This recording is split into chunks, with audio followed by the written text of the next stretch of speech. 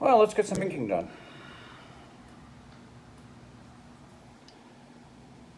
I'm sorry, what you saying? I didn't say anything to you. Are you recording? No, no, not at all. Oh, so then you won't mind if I tell anybody how wonderful you are? I don't think they believe you. Oh, they should, because I'm an honest woman. Besides, I'm pretty sure the microphone on this camera is not picking up anything you're saying. That's entirely possible. Probable.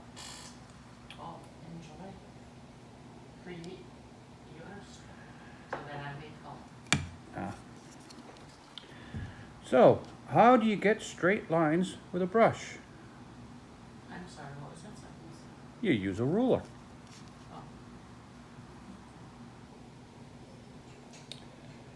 So I do this sort of in an assembly line-like process, only because you want the ink to dry before you carry on with your next procedure.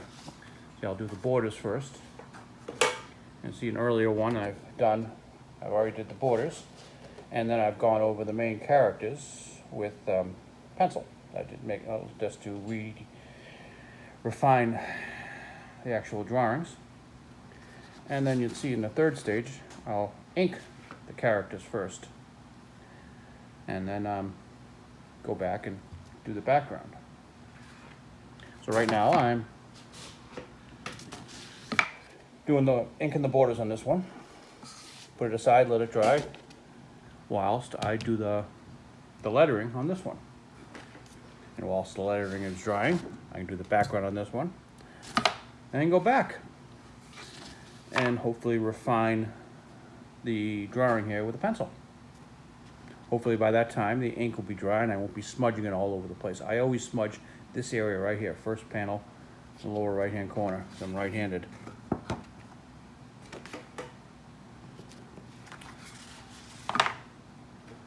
So it's an assembly line process. But my biggest problem is keeping enough ink on the brush. That was that. Some sort of bit of schmegma.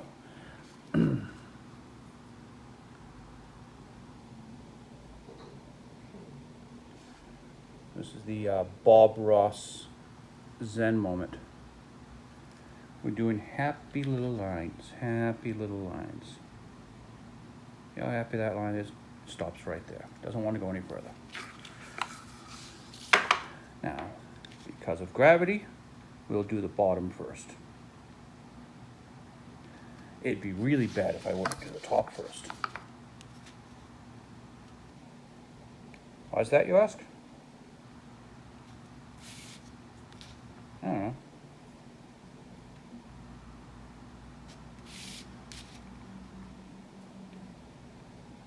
It's useful to have a ruler with a metal edge, because the metal sort of digs into the paper a bit. Gives you something to hold on to. The back of the ruler is raised a bit. I've got it on a slight angle, but I suppose I could get it on a slight angle and run the metal of the brush along the edge. The human eye is very good at sighting a level, so I can look there and see exactly just that little bit, and that should follow the line. It does. But it's not as if this is crucial. I can have a crooked line like that.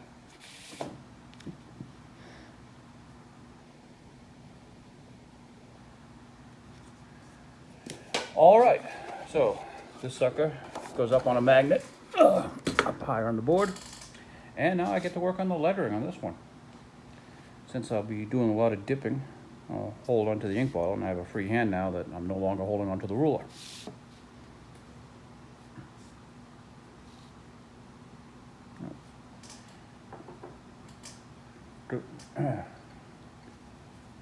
It's a good idea to keep greasy hands off the Bristol. Any sweat gets on there. The ink doesn't like to stick.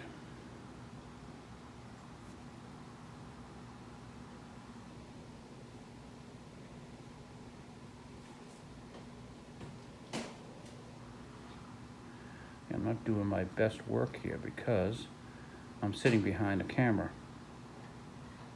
And I usually like to get a finer line for the lettering. Oh, I probably should tell you about the lettering. I do the lettering on a 22.5 degree angle, made possible by my little creation, the Comics Calibrator. I still have one of your old ones. I've kept it as like a souvenir. How lovely. So this is a cool little thing. It helps me with the layout. As you see, all my panels are 4 9/16 by 5 13/16 using the imperial measurement system, of course. And this line to that line is exactly 4 9/16. No, actually, yes. And I got a 1/4 inch border, which represents that. So when I'm doing a panel, let's see if I can get this on the camera. Line, and that's where I get that helps me get the panel. And I can use this as a straight line to actually draw the verticals. These are my guides for the 22.5 degree letter angle. I don't know if you can pick this up because the camera it's very light, but I just do these hash marks that work as a guide to tell me how the letters should slope. And sometimes when I think I'm getting too close to the panel, I'll make a note to myself with an arrow saying, hey, when you ink this, scooch it over to the left a little bit so I'm not crowding the panel too much.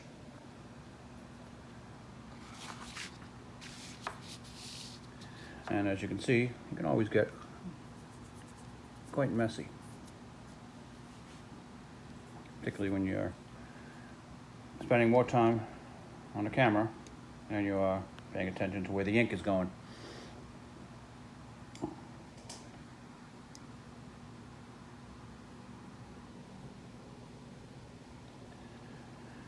So how long does it take you to do this, Charles? I have no idea. Good day, I can knock out a week's worth of strips.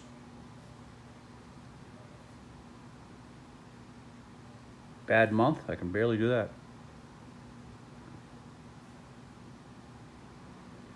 I'm currently, this one's due for publication August 3rd. I put up in the upper right-hand corner the date, Tuesday, August 3rd.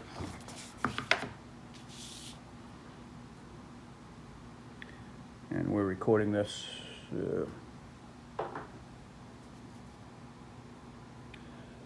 7/11, so July 11th. It's a typical Sunday morning, very quiet. Thank God the air conditioner is working because I can close the windows and don't have to listen to the neighbors. Cities can get kind of loud.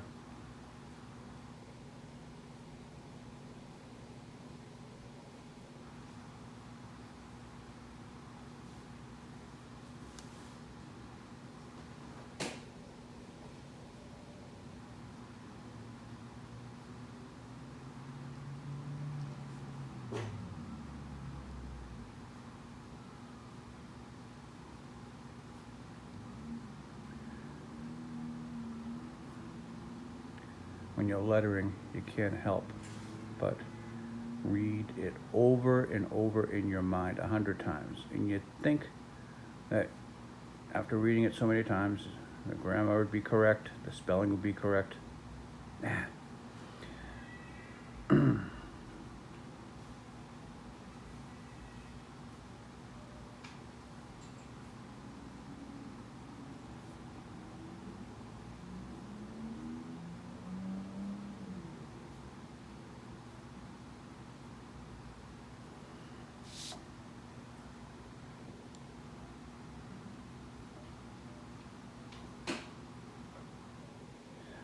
Oh, it's a Princeton number 8. I like the velvet touch, although I've very rarely ever touched the textured soft surface of the wood. I'm always touching the finial. They're nice brushes.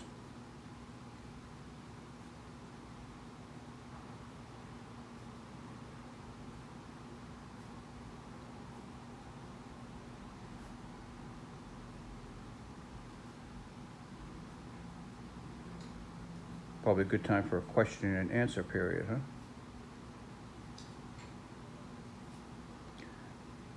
So, my colorist is opposite the other side of the room. She can probably hear me, unless she has her headset on. She's currently not working right now. She barely got in last week's coloring in time. We like to record on Saturday. And she has about 80% of the week after that done. Okay. I don't keep track, nor do I have you punch a time clock. I know.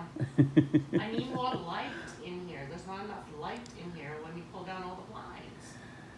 We have these 9-foot high windows, Beautiful, and beautiful windows. in the summer, eastern facing windows with the sun pounding through.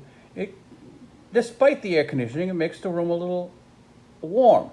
And my hair was turning orange from the sun. No, red.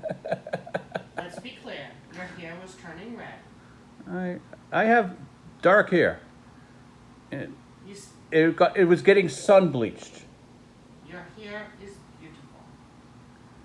I wish I had your hair.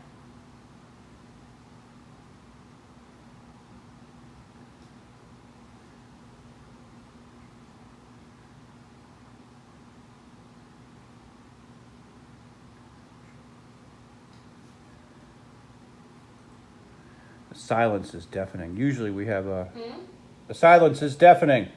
Oh, I'm sorry. What did you say? Usually we have the TV on. Well, We keep YouTube going all day long. I know, it's just not TV really, YouTube. I Yeah. haven't even watched TV in a long time. If there was ever a way to get rid of cable, we would. But we'd have to lose our internet. And then we'd have to lose our internet, right?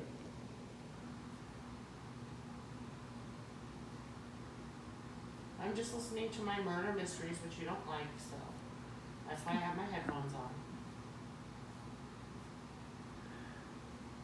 Is it at all worrisome that your wife listens to murder porn or watches murder porn all day long? Technically, it's not, because I believe that the definition of murder porn is when they actually show you a lot about it or reenact it and that sort of thing. And this is just a lovely young woman who's sitting here Doing her makeup. discussing it. No, actually, this is not her. This Ah. is a different one. This is the one that has the coffee. Oh, Um, she speaks more to your soul. She's drinking coffee.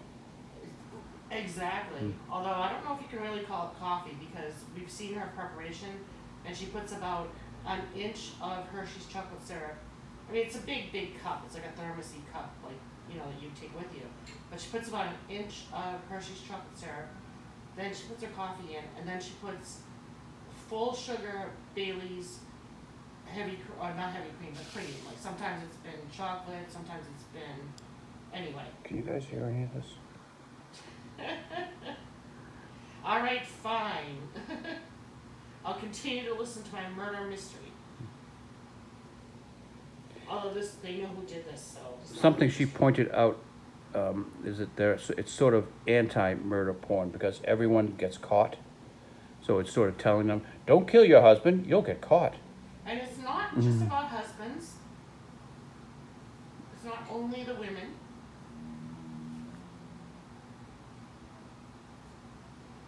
Geez, I got a problem with this one. I'm running But kind of hey, close to Bailey the border. Sarian should happen to listen to this. I do enjoy your podcast, your YouTube. She's a big fan of Bailey Sarian. Mm-hmm. I happen to be listening to Stephanie Harlow right now, who I also like. And Stephanie Harlow. Shout out to the ladies of death.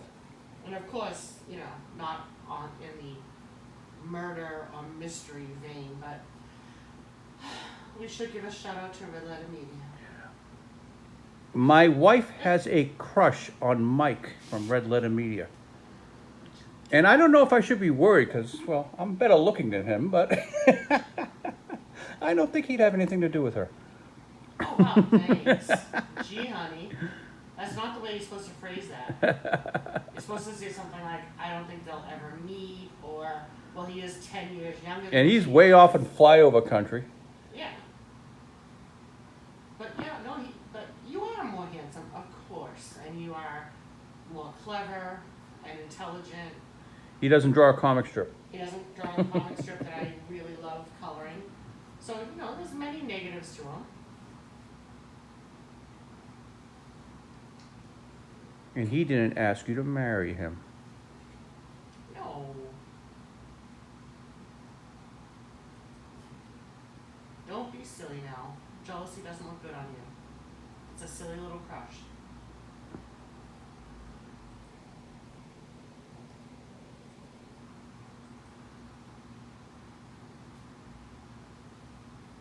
Besides, like you said, he'd have nothing to do with me anyway.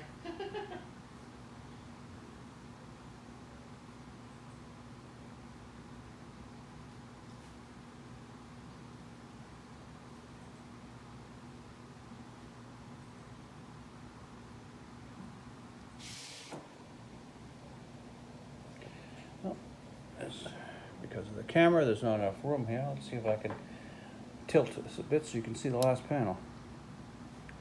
All right.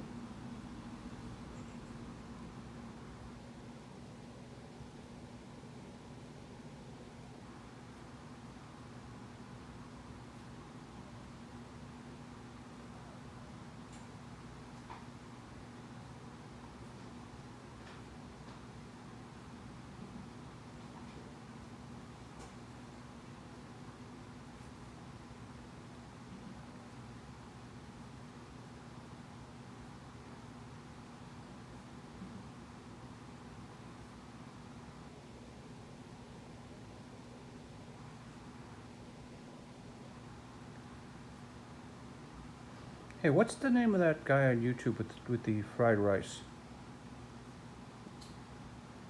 Uncle Roger. Uncle Roger.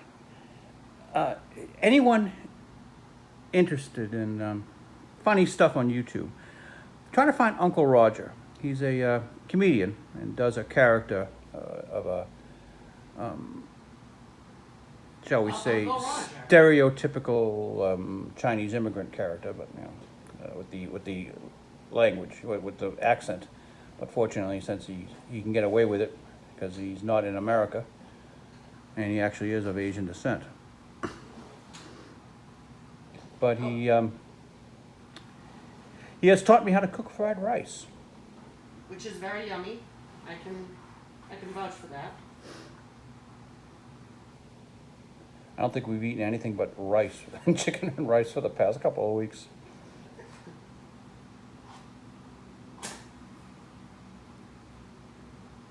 Also learned that if you pre-cook your pasta, save it, toss it in the refrigerator, and then later on eat it after it's days old, you don't absorb as many carbohydrates.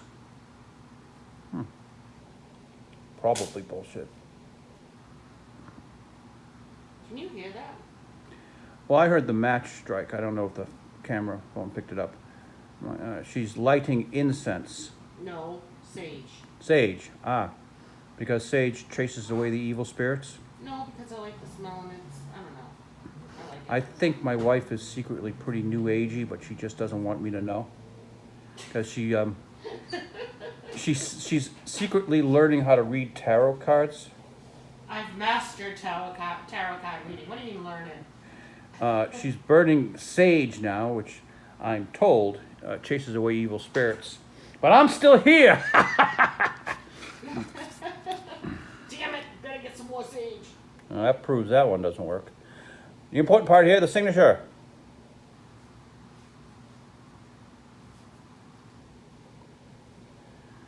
And many people have asked the correct pronunciation.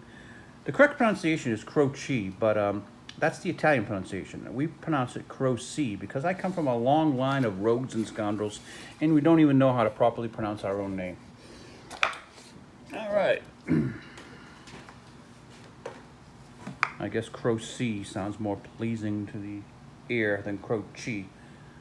There is no C sound in Italian. And I'm about as Italian as Mao Zedong. Yeah, let's see. This is going to be a little bit difficult because it's going to be a little bit difficult, I said, because I can't even see my own lines from this distance.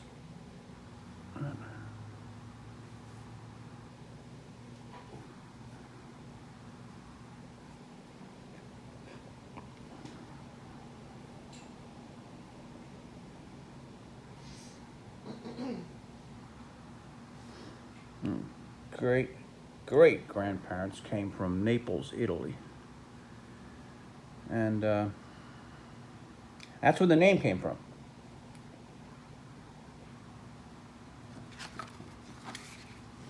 But if I were ever to return to Italy, there's no chance that I could ever be drafted into the military as an expat.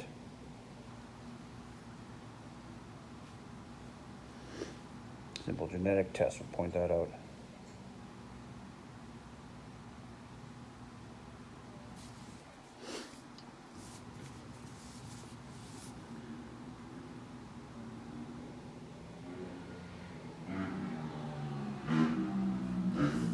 I'd like to think my ancestors had something to do with the Roman Empire, but I got no proof.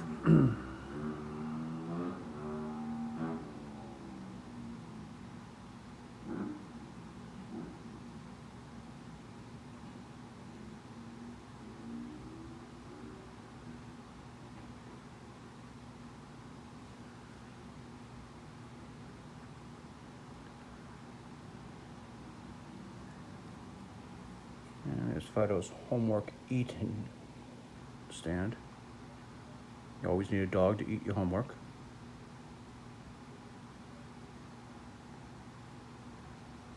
Dogs with a job.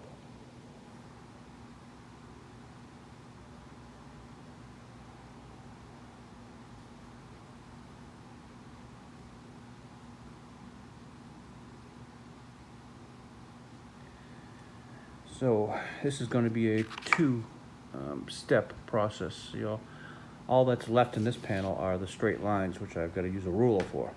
So I'm just going to hit the curved lines, and again, I'm going to have to wait until the ink dries because I don't want to smudge anything. So where usually this would be the finishing step after this, it's probably going to take another go through.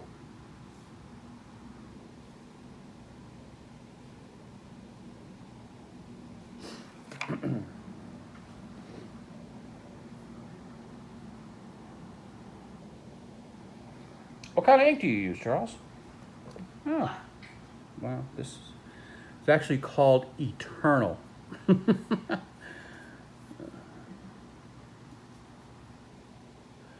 Noodler's ink, the Heart of Darkness. And there's a picture of Cthulhu on the cover. There's Cthulhu. Oh, there we go. Picture of Cthulhu on the cover.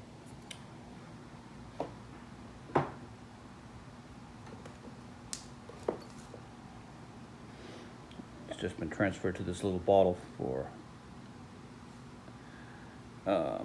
transportation purposes.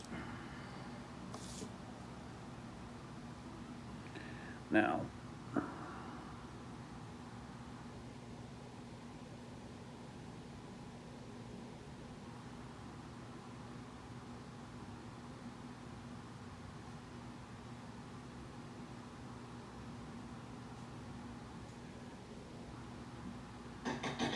back in the old days, I would just do one master drawing and then do a tracing. So more or less this panel and that panel the backgrounds are identical. But these days I redraw each panel fresh, so it gives it a little bit more life. Takes a little bit more time.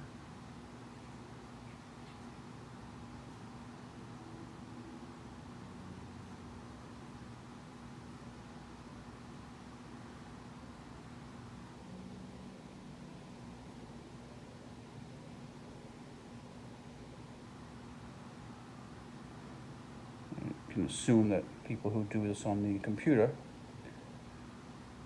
just have all the backgrounds saved in a file, and you cut and paste your character in front of them.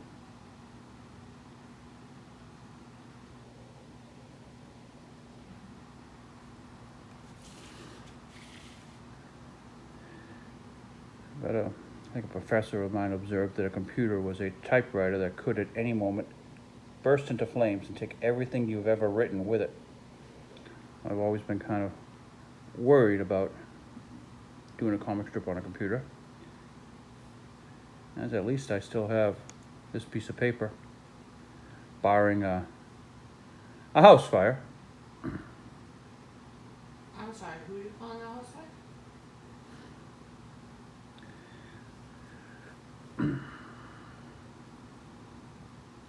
The husband's talent to like completely ignore his wife. Oh, I made a mistake. Let's see. Let's just do that, and maybe no one will notice that I cut off the top of the ladder there. I'll put a leaf here.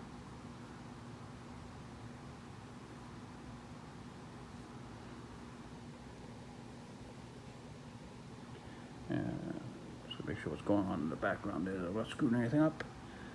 And the tree is sort of covered by the, yeah, all right. Telephone. Wife's telephone. Your sister. Oh, great, this ought to be funny. Put it on speaker, please. Don't tell her. I can't do that to her. Hi, Lisa. Oh no. Lisa, Hold on. caution. Wait a minute, I'm going in the other room. You are on film. He's recording. But I'm going in the other room. So someone's ganging up on. Someone's been ganging up on my sister. Oh, okay. I was like, oh, some guy's upstairs. What are you doing now? My sister did a really nice thing. I have an elderly aunt who lost her husband, and she was living in Illinois. And well, she wasn't doing very well. So Lisa brought her up here, and she's living in her spare room. And with my mother. My sister also has my mother. And I guess the two, my aunt and mother, have not really seen each other in many years, so they're getting to know each other again. And I guess everything's going well.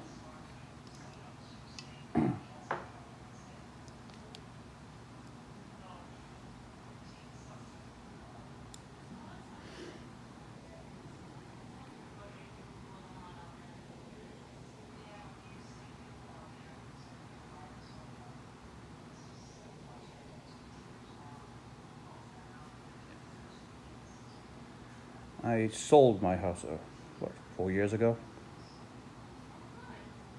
And no, I wasn't thinking so that people couldn't move in. I live in an apartment now. Two happiest days in your life are when you buy your house and when you sell your house.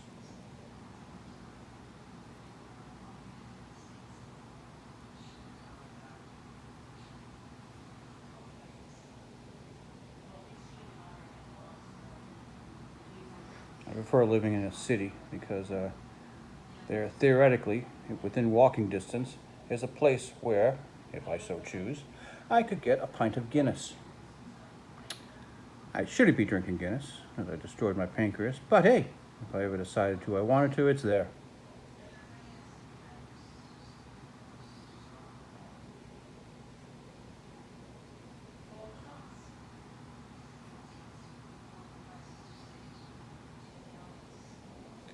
How do you keep from abusing alcohol? You don't think about it, and you don't ever tell yourself you can't do something. Say if you wanted to, you can do it, you're just not. Don't obsess about it. Handle things as an adult, and you'll probably be okay.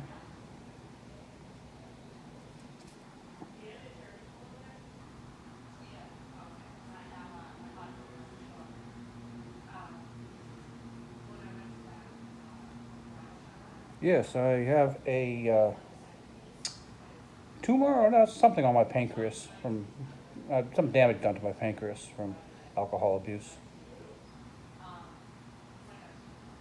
Every few years I go in MRI machine and they check it out. Seem to be okay.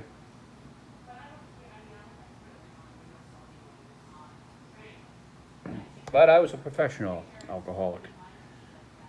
I could empty a bottle of whiskey in a sitting. Single malt. All right, what am I doing now? I guess, well, I could go back and do the lettering on that one, or I should clean this brush. But let's sacrifice the brush for a second, for sake of filming, and do some penciling. Now you can hardly see that. I have to darken and redefine the lines.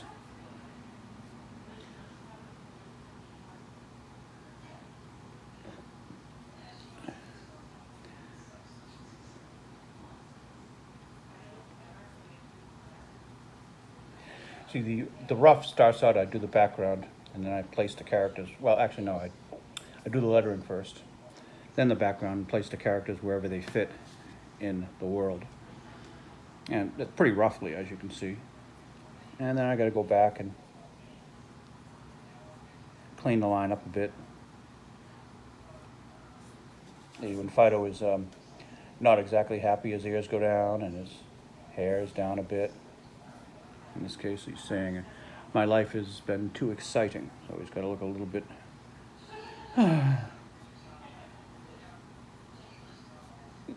worn out.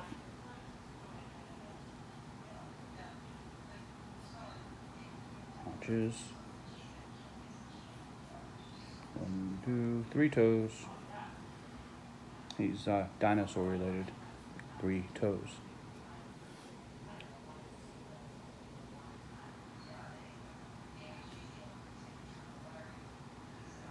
Dino's funky little mustache.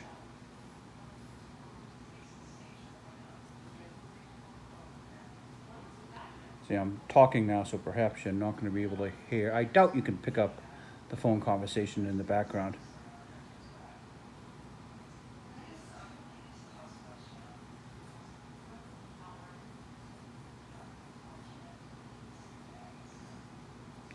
Okay, it's a bag of potato chips.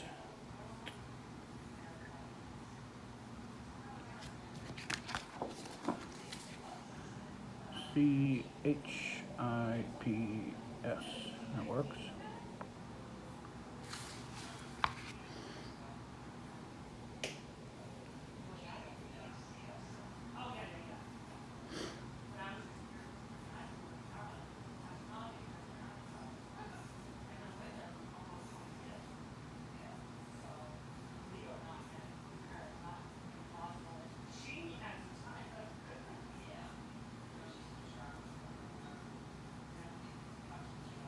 A potato chip on the floor, some crumbs.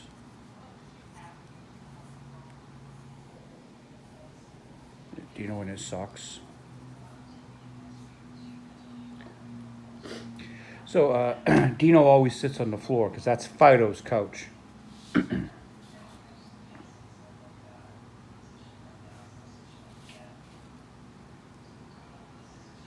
The strip started out, Dino was just a house guest. He was just going to stay a couple of nights. Many years later, after several jobs, now he's gainfully employed as a henchman. I actually have no idea why he's still around. He's just stuck in a rut.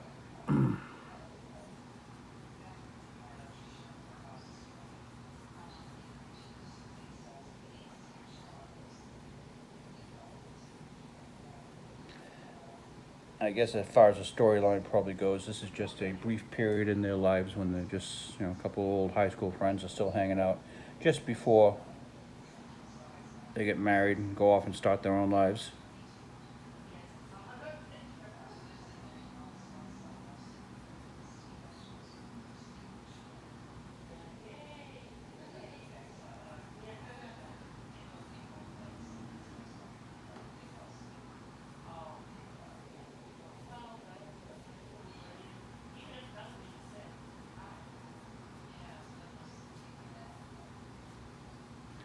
But yes, it makes no sense whatsoever that Dino is still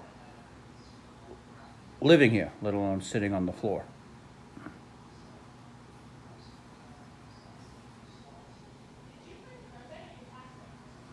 Sleeping on the floor.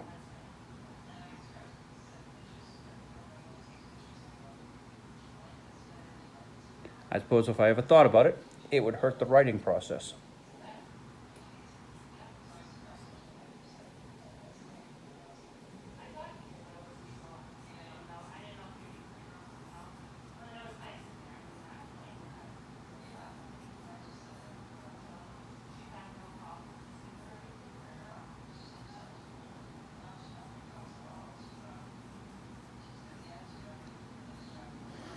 Dino's never stood up for himself.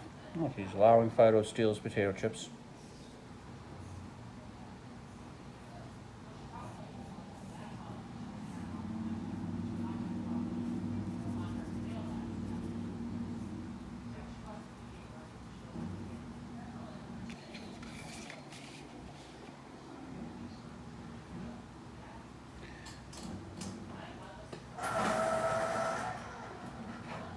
Put a point on that.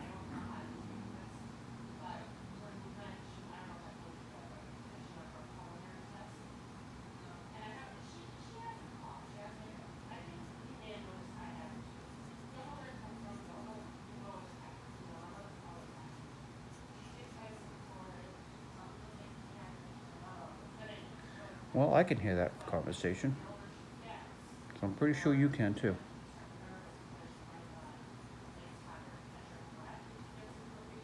My sister talks more to my wife than she does to me. Don't get me wrong, I have no problem with that.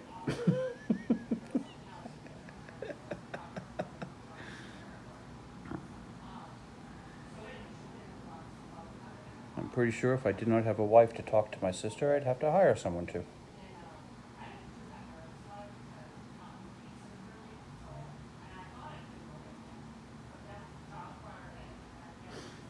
I have two sisters.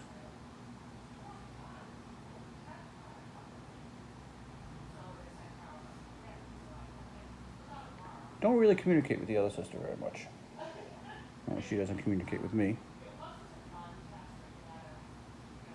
She used to buy me colored books and crayons every year for my birthday.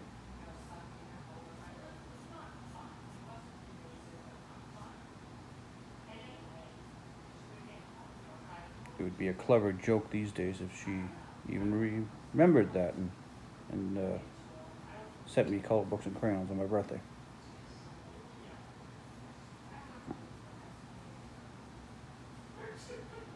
Let's see. Wait a minute. Where's his, okay, his thumb is. That thumb is on the inside, so you don't see it. Okay. Usually I have this all thought out, but since I'm on camera here.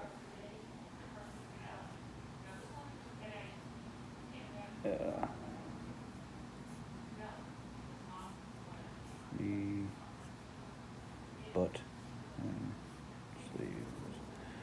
That's all gonna be. All right. Last panel.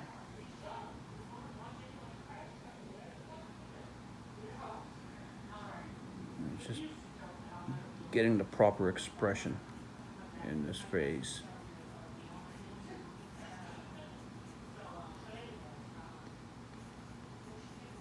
Like, what's your excuse? Which is why that's going up. So he's turning toward him.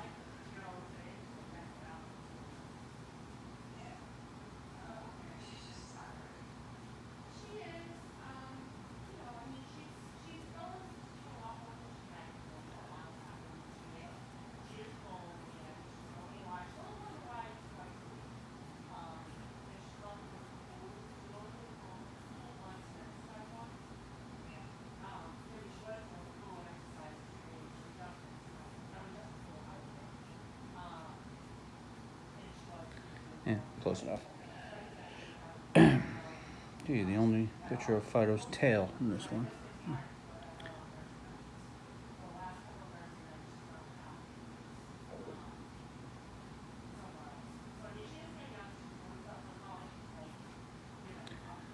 As a puppy, Phydeaux had half of his tail lopped off. Asked, how does he get it back? He goes to a retail shop.